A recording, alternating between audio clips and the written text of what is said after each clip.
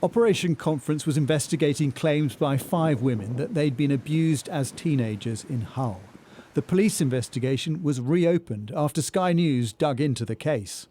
One victim, we'll call Sarah, told us she had been raped by over 100 men from the age of 13 for over 3 years. That room, that flat, took my childhood from me. They were coming in sometimes 10 or 11 men wanted to rape me per day. Another alleged victim we called Anna kept a diary of her abuse, saying she was being controlled like a puppet, and there were school records showing multiple welfare concerns about injuries and sexual exploitation, one saying she knows what they do is harm, but she normalises it. The young women have now been told the 3.5-year re-investigation has been closed. They've given us their responses to the news in messages, which we have revoiced. It's just held us back this whole time, lingering over us, and it's added to the trauma. We still live in fear.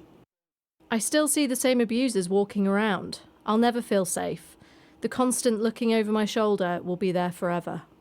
The alleged survivors all received this letter from Humberside Police, which tells them that they identified 44 potential suspects, but there was not sufficient evidence to reach the threshold for a prosecution.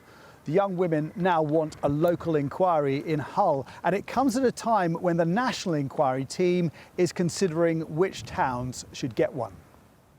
The Grooming gang inquiry, headed by Anne Longfield, is expected to select half a dozen towns over the course of the next few months.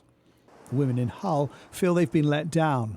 One of the men Sarah identified as her main abuser was convicted of similar crimes in a different town in a completely unconnected case. Being told the previous officers had missed parts and they were confident they could patch up the mess from the first investigation gave us hope. It's been 10 years since the abuse first started for me. 10 years, 2 failed police investigations. Anna says one of her abusers also went on to be convicted of abusing other girls. They were speaking to witnesses 7 years after the abuse, so obviously they couldn't remember dates or detailed information. Although I didn't have much hope the men would all get charged, I did think we would at least get some charges. Humberside Police commended the courage of those who came forward and says officers followed the evidence professionally with a dedicated specialist team, and says any new information would be investigated.